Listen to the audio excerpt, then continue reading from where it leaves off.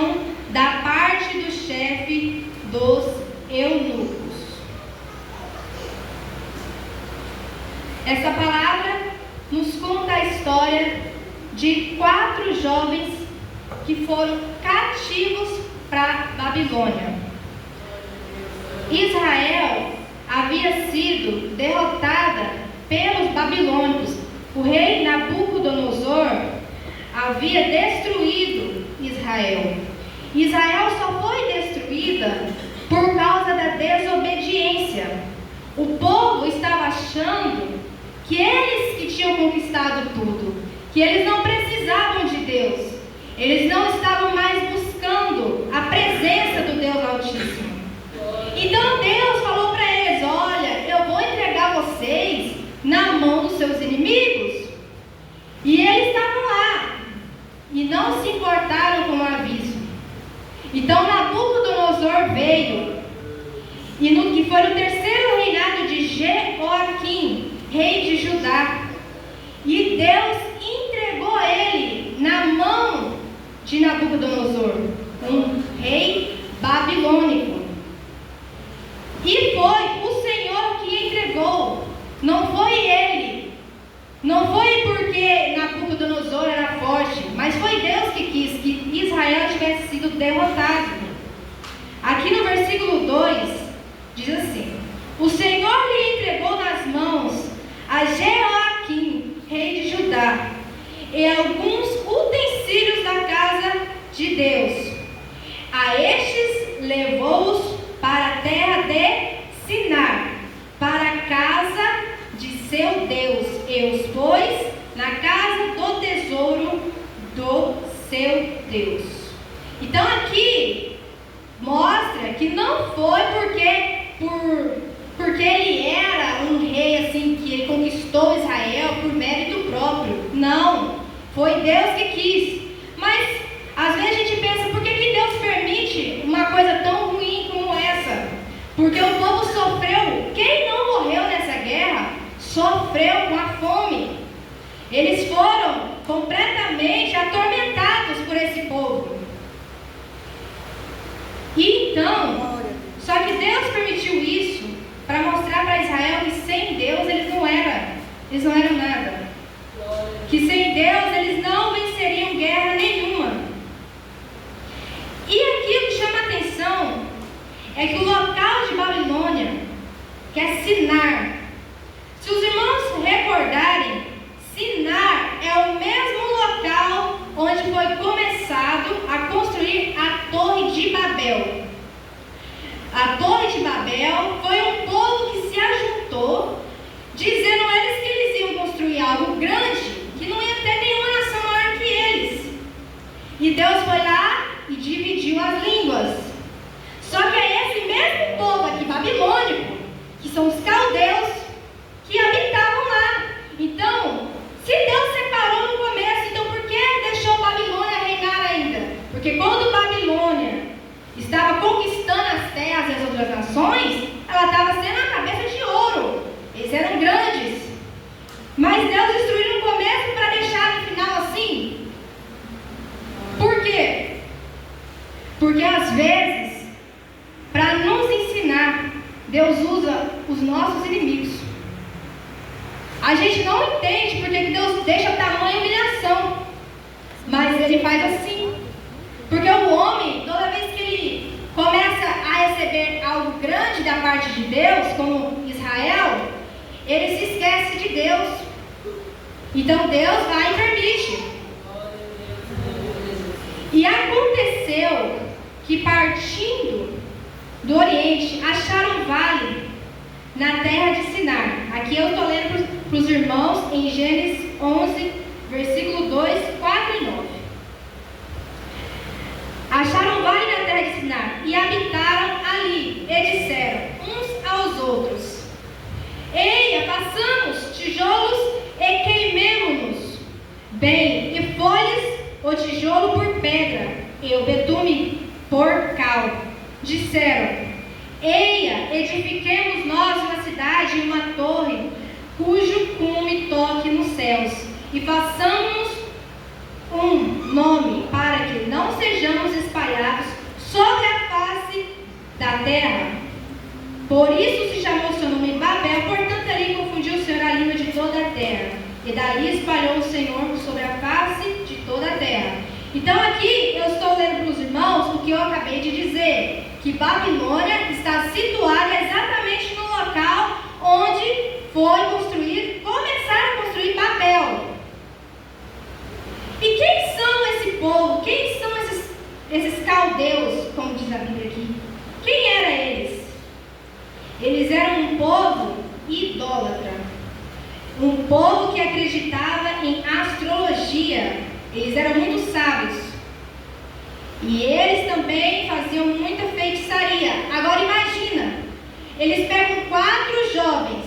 A idade de Daniel, mas dos seus companheiros, era de mais ou menos entre 12 até 18 anos. Não se sabe o certo quantos anos eles tinham, mas que eles eram jovens. Eles eram jovens ainda. A mente deles talvez não pudesse estar totalmente formada ainda. E aí eles são levados para lá. Só que o rei, ele pediu o seguinte: disse o rei Aspenaz, chefe dos eunucos, que trouxesse alguns dos filhos de Israel, tanto da linhagem real como dos nobres, jovens sem nenhum defeito, de boa aparência, instruídos com toda a sabedoria, doutos da ciência, versados no conhecimento e que fossem competentes para assistirem no palácio do rei. Eles ensinassem a cultura e a língua dos caldeus. Agora, por que o rei, ele já tinha outras nações conquistadas? Agora, por que ele quer o povo de Israel? Por que ele quer os jovens de Israel? Por que ele não quis os outros? Ele escolhe justamente a nação, o povo de Deus, que não era idólatra. Ele quer eles. Ele quer, trazendo para a nossa linguagem de hoje, eles querem o que está na igreja. Por quê? Porque Nabucodonosor sabia que os filhos de Israel eram doutrinados desde cedo. Eles já eram acostumados com regras. Eles eram bem doutrinados, bem ensinados e sabiam se portar. Eles não eram como as outras nações. Isso deixa algo a nós aqui. Nós, sendo filhos, na presença do Senhor, e pais que criam seus filhos, devem ensiná-los a se portar na casa de Deus, fora da casa de Deus também. E é assim que tem que ser. A Bíblia diz que nós devemos educar, e quanto é cedo, não é esperar crescer para ensinar depois. A Bíblia diz para nós ensinarmos enquanto ainda é jovem, criança. Não tem esse negócio de falar, não, é pequeno, não tem problema. Tem problema. Ele precisa aprender. Israel ensinava seus filhos desde cedo. E isso, só que o rei Nabucodonosor, sabendo disso, ele queria o quê? Ele queria a parte boa para ele, a parte que eles eram doutrinados, que eles eram bem portados, de boa aparência. Daniel e seus companheiros aqui, eles não eram simplesmente um povo comum, porque o rei pediu pessoas de sangue nobre, ou que fizessem parte da realeza. Então, dizendo assim, Daniel fazia parte da nobreza, desde o começo. Ele nunca foi do povo comum. E ele foi levado ali para aquele ambiente onde não se tinha nada da cultura dele, não tinha nada de Deus ali, um povo totalmente idólatra e completo. E eles não adoravam o Deus Altíssimo, adoravam deuses estranhos. E de nada adianta. Só que aí Daniel podia falar, não, a gente não vai aceitar essa oposição. Ele podia ter falado, talvez resistido, mas isso aí não ia adiantar nada. Ele pega e vai com seus amigos. Porque não adianta a gente ser tão espiritual às vezes e não usar da sabedoria. Daniel está usando da sabedoria. Talvez se fosse outra pessoa sem ter sabedoria, ele diria, não, eu não vou para esse lugar lá não, eu vou ser resistente realmente eu não vou deixar, eu não vou permitir isso. Mas aí adianta o quê? Se ele deixasse o ódio tomar de conta, porque você trabalhar para alguém que matou a sua família, que destruiu a sua nação, e ele vai sozinho com seus companheiros. Entre eles se achavam dos filhos de Judá Daniel, Ananias, Misael e Azarias. O chefe dos eunucos lhes pôs outros nomes, a saber, a Daniel, o de Belsazar, o Ananias, o de Sadraque, a Misael, o de Mesaque, e a Azarias, o de Abdinego. Com qual objetivo eles mudam o nome desses rapazes? Por que o rei fala para o eunuco, muda o nome deles? Porque o nome deles, identidade, afrontava os deuses dele, afrontava os deuses. Porque o significado do nome de Daniel é: Deus é meu juiz. Colocaram Belsazar dizendo que era o quê? Que Bel proteja o rei. Afrontando. Colocaram o nome afrontoso de Daniel. Aí vem Ananias, Jeová misericordioso, nome bonito, nome que glorificava a Deus. Aí vem Babilônia e fala, Sadraque, iluminado pela deusa do sol. Afrontando quem? Afrontando, mais outra vez, Deus.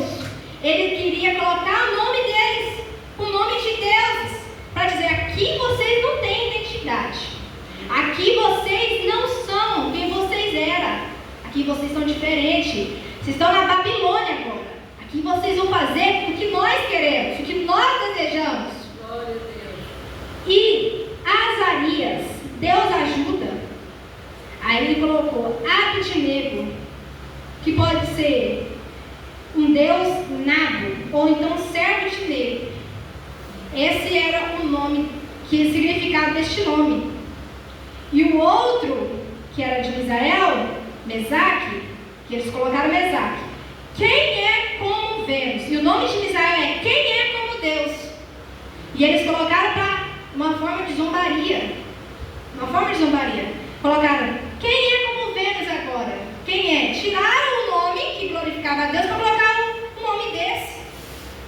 Agora, por quê? Por que eles não questionam? Eles aceitam o nome. Só que mais pra frente a gente vê que eles questionam outras coisas. Eles questionam que não vão se alimentar daquela comida impura. Eles questionam que não vão se ajoelhar perante o ídolo. Mas o nome não. Por que o nome não? O nome que eles colocam, como eles estavam ali obrigados, eles não querem fazer cena. Porque quem serve a Deus, ele sabe a que guerra ele deve entrar. Não é por qualquer guerra que você sai entrando fazendo conflito. Saiba a hora de colocar em ação. Ele não fala do nome porque não era considerado um pecado ali, porque não era algo que eles queriam. Agora, pecado é quando você faz algo que você pode negar. O nome, a identidade, Babilônia podia fazer o que quiser, podia botar qualquer nome neles, mas Deus sabia da identidade deles. O mundo quer chegar em nós e dizer que colocar um rótulo na nossa vida. Por exemplo, quando Deus quer usar alguém, aí o diabo vem e fala assim, não, você não vai ser usado. Você agora é tímido, você não fala, você não prega, você não canta, porque você tem timidez, você tem medo. É esse nome que o diabo põe em você, para você se segurar, para você não deixar Deus fazer.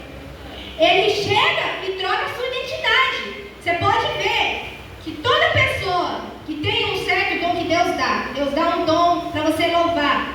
De repente, te bate uma angústia que você tem medo, que você não consegue falar no meio das pessoas, que você não consegue cantar, que você sente vergonha, se sente preso. Mas isso é um rótulo do inimigo, roubando a sua verdadeira identidade. Fala, não, eu vou ficar quietinho aqui, ó. Não vou fazer nada, porque eu tenho vergonha. A minha cara não serve, ó. O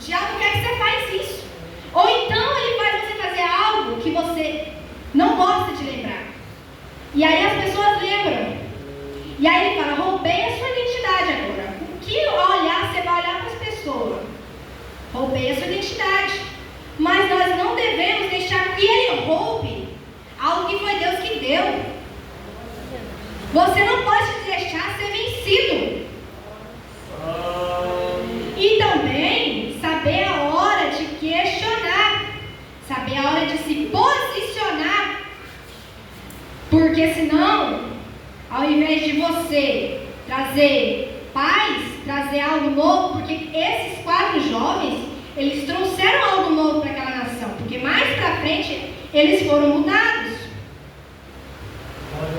Então, Daniel, mais para frente ele diz, que foi o que eu li, resolveu Daniel firmemente não contaminar-se. Não contaminar-se. O que quer dizer? Ele estava falando só, aqui ele está falando da comida, mas a questão era por causa só da comida que Deus honrou Daniel? Não. Aqui é um exemplo para nós de resistência ao pecado. A comida aqui, que os judeus não comiam, eles não comiam carne de porco, eles não comiam comida que tinha sangue, não tomavam vinho, e as iguarias do rei, que foram oferecidas para eles comerem durante 3 anos, era exatamente isso. Agora, algo que algumas pessoas que servem a Deus às vezes não sabem. Por que não pode consumir sangue? Por que você acha que não pode? Em Levítico, capítulo 17, versículo 14. Portanto, a vida de toda a carne é o seu sangue. Por isso tenho dito aos filhos de Israel: não comereis sangue de nenhuma carne, porque de toda a carne é o seu sangue. Qualquer que eu comer será eliminado. Então, a palavra de Deus não mudou. É proibido até hoje. Para nós que servimos a Deus, consumir sangue como forma de alimento é afronta ao Deus, é desrespeito à vida. Não se come esse tipo de coisa. Se você fez isso e não sabia, não tem problema, agora você sabe. Agora, se você faz daqui para frente sabendo, aí você está pecando. Daniel, então, a sabedoria deles, ele fala, ele vai lá e conversa com o chefe do seu nosso cozinheiro. Ele fala assim: olha, a gente não quer se contaminar com seus alimentos aí não, a gente quer algo diferente. Aí o eunuco fala assim: Deus fez com que descesse a graça e da misericórdia, e tocou no coração do cozinheiro. E Daniel falou: olha, experimenta mais 10 dias, com fruta, com legume, com grão e água. Só isso, eu não quero vinho, eu não quero bebida, eu não quero nada. Experimenta mais assim. Se dentro de 10 dias você não vê diferença, aí nós aceita o que vocês estão oferecendo. O eunuco, então, ele aceita, o cozinheiro-chefe aceitou. Mas olha a sabedoria de Daniel. Ele teve firmeza, sabedoria, humildade diante da autoridade. Então, a gente não adianta querer negociar as coisas na ignorância, porque você não vai conseguir. Às vezes, se você chegar com humildade, é muito melhor de você conseguir aquilo que você quer. Se ele tivesse agindo com ignorância, não, eu sou de Deus, eu não vou aceitar isso aqui, eu vou bater de frente, ele ia perder. Então ele negociou com ele, disse isso. E aí o que aconteceu? Os 4 jovens se tornaram mais bonitos na aparência, mais inteligentes e também mais fortes. E ali o eunuco viu, falou assim: agora então eu tiro as iguarias do rei, todo mundo vai comer uma comida só. Deus fez com que algo que era terrível para eles se tornasse uma bênção, porque agora todos eles iam ter o costume dele, de Israel. Deus mudou a situação. Glória a Deus, aleluia. Agora, pensa comigo. Se somos pessoas crentes, que acreditamos em Deus, se fosse nós que tivéssemos sido cativos, igual Daniel foi aqui, você longe da sua família, você longe da sua cultura, você longe da igreja, você manteria os padrões da igreja? Você seria forte o suficiente Ou você ia ceder? Porque hoje a gente pensa assim, a gente lê nas escrituras e fala: ah, mas Judas traiu Jesus só por 30 moedas, nossa, muito pouco. Mas você, até nós, fazemos pior do que ele. Nós trocamos Jesus por coisa pior. Você troca Jesus por uma mentira, você troca Jesus por ficar com alguém que não é da sua índole, você troca Jesus por uma garrafa de bebida, por uma vodka, por fumar. Aí você troca Jesus facinho. Aí você vê Judas e fala: não, Judas é pior, ele traz Jesus por 30 moedas. E você está traindo por coisa muito menor, coisa pior. E não vê, e acha que é normal. Quem tem um caráter formado por princípio bíblico, o ambiente não muda você. O ambiente não vai te derrubar. A pessoa fala: ah, mas é o ambiente que muda. É o ambiente, a falta de princípio na igreja, a falta de ensino. É isso que muda. É isso que faz a pessoa mudar. E não é. Porque se fosse assim, quando os anjos lá no céu, eles se corromperam estando no ambiente perfeito. Então para de culpar. Para de culpar que você não faz, aí porque a minha casa é um inferno, que lá todo mundo é uma briga, separar, eu não consigo ser crente nesse lugar, eu preciso ir embora daqui. Não, não é a sua casa. Porque se fosse por causa de ambiente, os anjos não eram para ter ido com Lúcifer. Ele não era para ter ido. Então você culpa o ambiente para se tirar a sua responsabilidade. Você não é anjo, óbvio, mas aqui está um exemplo. Como que alguém que está do lado de Deus, servindo a Deus, e consegue se corromper? Um exemplo claríssimo de que pessoas que botam culpa nos outros por suas fraquezas. Não, eu sou assim por causa disso, disso, daquilo, do irmão fulano, do meu pai, da minha mãe. Mentira! Para de se enganar. E a Bíblia diz que a verdade liberta. Então seja liberto. Para de se enganar. Você é assim porque você escolheu.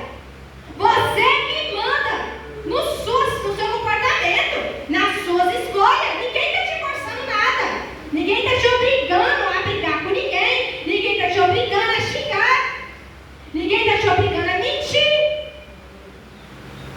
Aí você chega na escola, aí alguém chega e fala: não, vamos lá, não tem problema. Será que é ser crente velho, quadrado, antigo? Para com isso. Tem problema não. Vamos tomar uma. Pelo amor de Deus. Que Deus é esse que você serve? Você tem duas caras. E não é eu que falo. A Bíblia diz que é possível ser santo em ambientes impuros. Não é as trevas que tem que te influenciar. É a luz que tem que brilhar. Ou então você está sendo treva. Você tem que se decidir. Porque inocente você não é. Inocente você não é mais. Parece engraçado, né? A gente fala assim, quando é na nossa vida, aqui na igreja é muito fácil manter uma postura. Agora fora daqui é que é o problema. O problema é quando sai daqui, que vai cair por qualquer coisa, que não sabe ter uma posição, não sabe defender a própria fé. Se chegar um professor em você e perguntar por que você é crente, ele não sabe responder. E é culpa de quem? E é culpa de quem? Primeiramente, se for desde cedo, é da família, do pai e da mãe que não ensina. Segundo, é você. Se você já tem um entendimento e você não sabe defender a própria fé, então não, você está com algum problema, você não está, a sua mente não está totalmente ligada. Você está pensando que se Jesus voltasse agora, você tem certeza que você subiria? Porque crente verdadeiro, ele tem que ter convicção de que se Jesus chegar agora,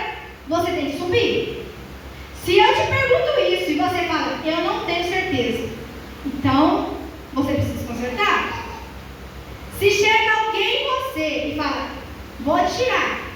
Você tem certeza que você vai para o céu, que você vai ver Deus? Porque se a sua resposta é não, você vai ter que mudar.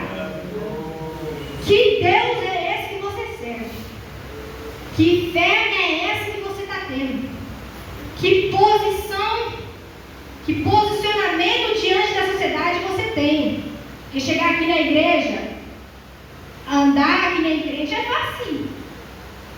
Agora fora daqui, no meio da sociedade, é que você tem que provar quem você é. Não seja uma pessoa conformada com as coisas erradas.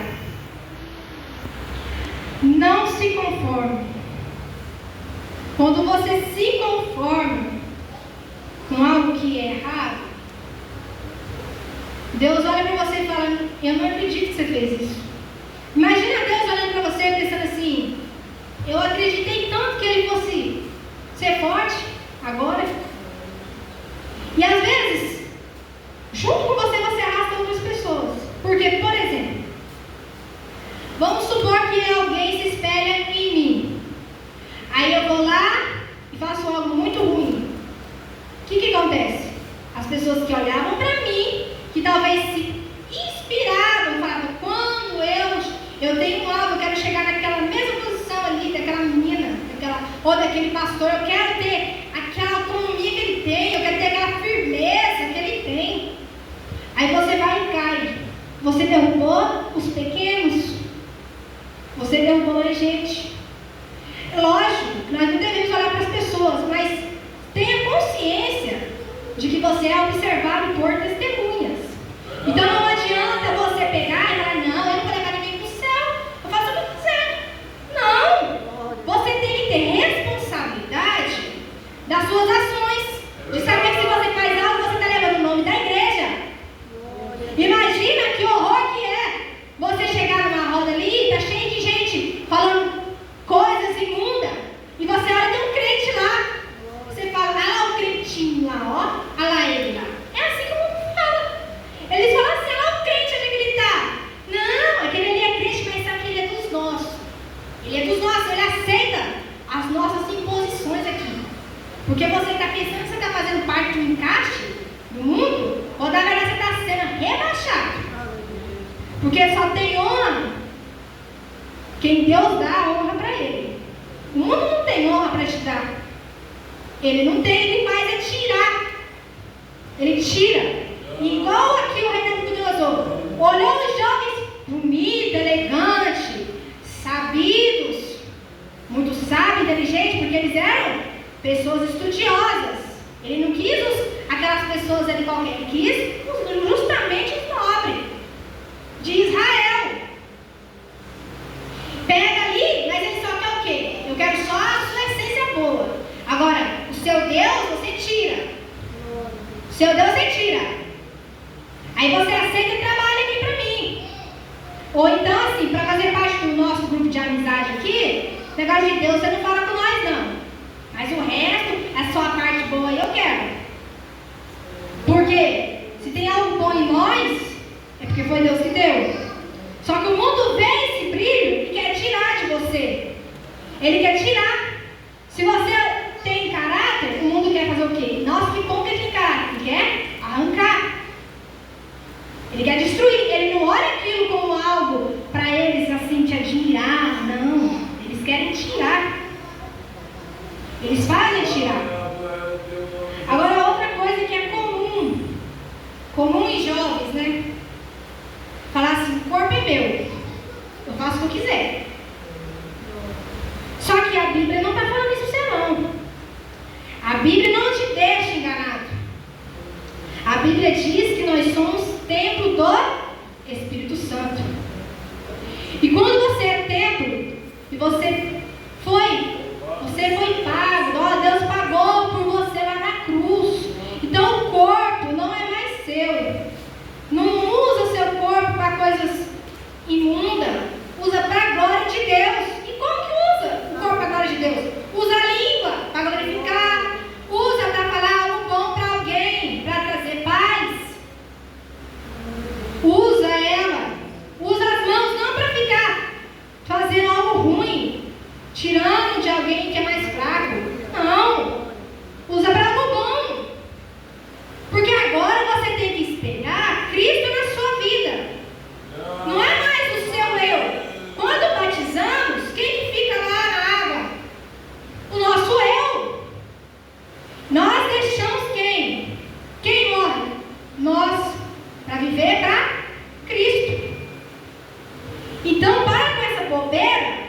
de ficar indo na onda do mundo, que escuta essas coisas e fica aí falando isso. E olha que não é, olha, e é triste, viu? Você vê gente que é criada na igreja falando essas palhaçadas, falando uma linguagem bem normal para vocês entenderem. Porque não adianta eu falar de um monte de palavra difícil que ninguém vai entender nada. Porque o importante não é o que é dito, é o que é entendido pela outra pessoa. Porque a pessoa pega, o mundo aí quer tirar a nossa identidade. Ele fala assim: você não é ele, você não é ela. Vocês estão entendendo? Porque eu não posso falar exatamente, né? Porque a gente já sabe.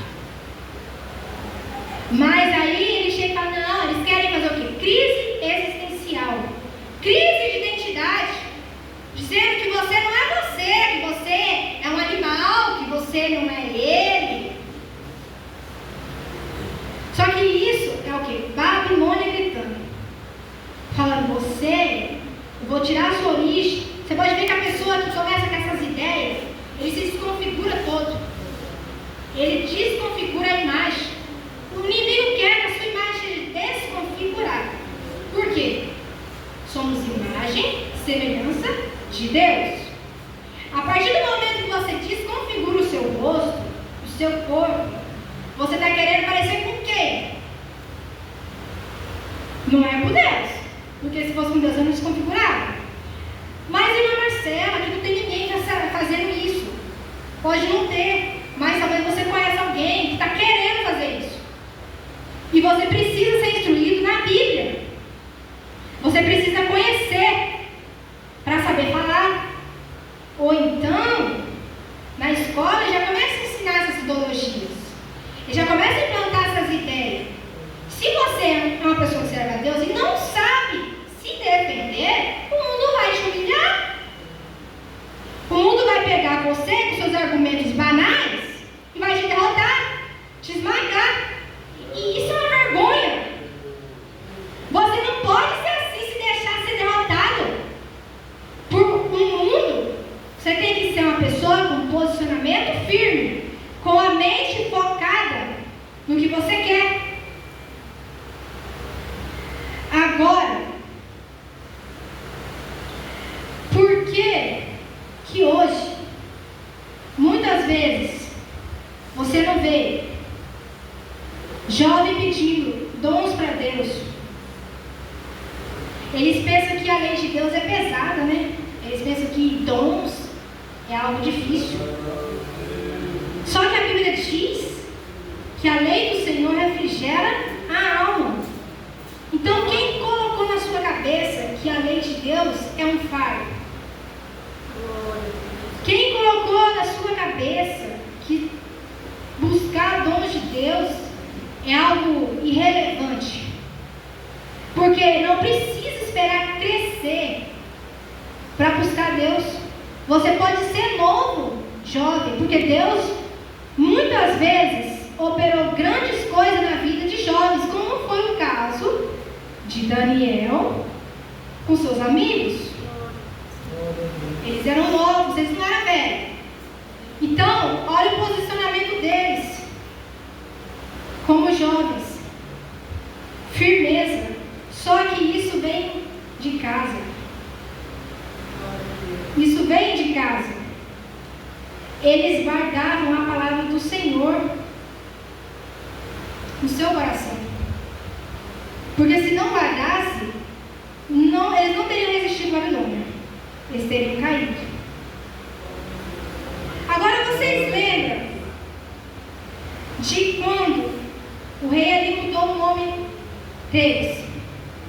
De Daniel, de Ananias e de Azarias. Ali na fornalha, quando eles caem, o rei tem que falar assim, ó: então se chegou Nabucodonosor à porta da fornalha, sobremaneira acesa, falou e disse: Sadraque, Mesaque e Abednego, servos do Deus Altíssimo, saí e vinde. E então Sadraque, Mesaque e Abednego saíram do fogo. Percebe que ele diz, não diz os nomes dos deuses deles? Ele diz: servos do Deus Altíssimo. Ele fez isso aqui para deixar claro que Deus devolveu ali a identidade dos jovens. O que foi roubado deles, dizendo que ele era nome de outros deuses, agora o próprio rei teve que falar: servos do Deus Altíssimo. Olha, Deus devolveu. Então, se posicionar perante as coisas do mundo nunca vai ser um fardo para você, porque Deus vai estar lá para te ajudar, para se responsabilizar ali por você. Deus vai devolver o que você perde, que foi o caso de Daniel. Quando ele caiu na cova, ele sabia que Deus ia livrar ele. Ele tinha convicção disso, porque ele tinha se posicionado. E mesmo que Deus não quisesse guardar, ainda assim ele seria vitorioso.